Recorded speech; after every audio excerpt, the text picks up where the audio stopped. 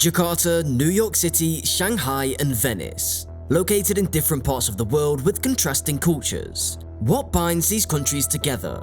The answer isn't fun. Unless drastic measures are taken, all these regions are under threat of getting engulfed by the sea. With climate change turning more severe, coastal cities are at risk of gradually sinking into the oceans and displacing significant chunks of their human populations. Jakarta is perhaps the most affected region, with the city sinking approximately 25 centimeters annually.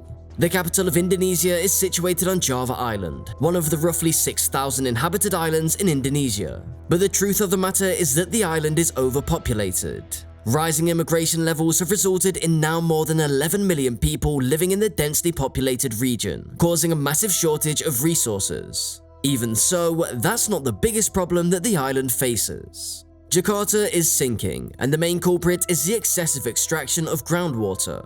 The city faces a massive water shortage due to the limited pipe-to-water distribution. While the region is known for healthy rainfall, the extraction levels make it impossible for the rains to restore the aquifers completely.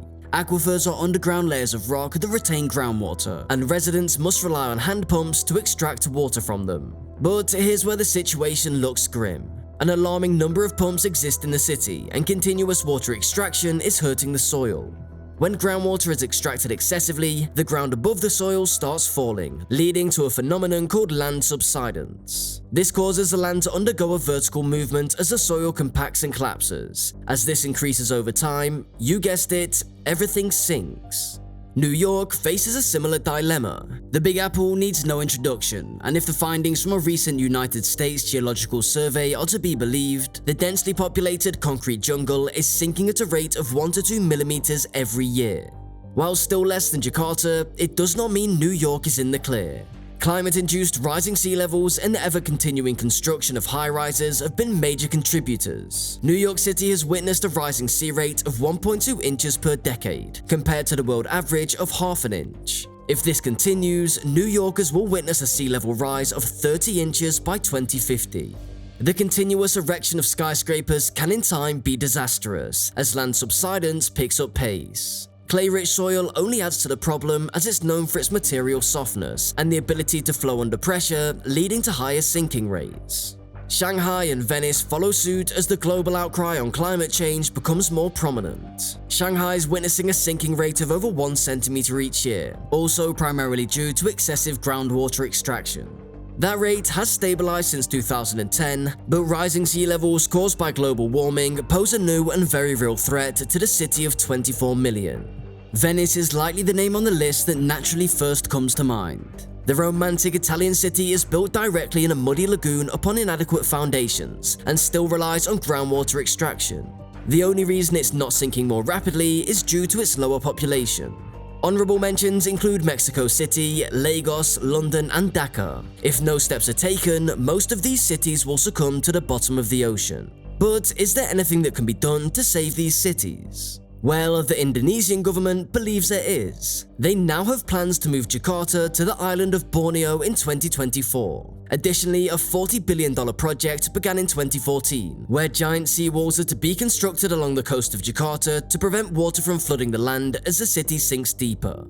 The progress on the project has been slow, as only 12.6 kilometers worth of wall has been constructed so far. However, the fact remains that these plans are only band-aids. Excess groundwater extraction still remains a major concern, and walls cannot stop the inevitable sinking, but only delay it.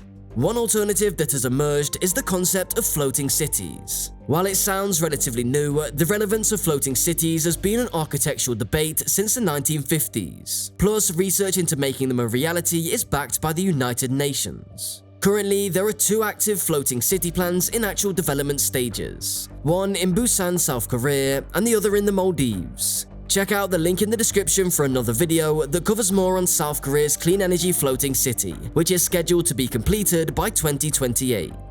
Another path of attacking this problem is to reduce cities' dependence on groundwater. Easier said than done, but regions like Jakarta hopefully can benefit from a technique called artificial recharging, which involves human intervention to ensure that the depleted aquifers on the ground are supplied with more water for maximum replenishment. The redirection of floodwaters to aquifers is a common practice here. There is also the urban water management system, which provides a steady water source to all homes in a city. Essentially, it makes use of an underground piping network that eliminates wastewater. The water obtained is river water and is collected and stored in an underground chamber where it is purified. The wastewater from each home is then collected and also treated before getting discharged back into the river. This is something that cities like Jakarta could greatly benefit from. The limitation, however, is the vast amount of renewable energy needed to power all this. But it's not an impossible task, as a small town named Nye in Denmark has successfully implemented this technique. It allows them to save approximately 30 million liters of water each year. Another possible band-aid in large cities is to drastically change the structure of houses to deal with incoming floods. For instance, New York can de-escalate its sinking problem by relying on a compensated foundation that reduces the stress on the underlying soil and helps prevent land subsidence. A compensated foundation involves replacing some parts of the ground below the foundation of the building with expanded clay, which possesses a lower density and reduces the weight of the structure on the soil. It compensates for the load exerted by the building and plays an essential role in slowing down the sinking process. Multi-purpose tunnels are also helpful as they can store excess water and enable a high level of filtration. The solutions are numerous. The big hurdle is the feasibility of adopting them on a wider scale. For example, commitment to urban water management will require drastic changes in Jakarta, while New York City needs stringent regulations to stop high-rises and reduce the sinking rate. At the same time, the urgency of the situation demands immediate implementation. The rising prevalence of greenhouse gases in the atmosphere continues to accelerate climate change, and it's necessary to be prepared for the worst-case scenario as we move ahead. Do you believe these solutions are sufficient for saving the sinking cities of the world? Will these cities pay a hefty price for not taking more immediate actions? Let us know what you think in the comments below.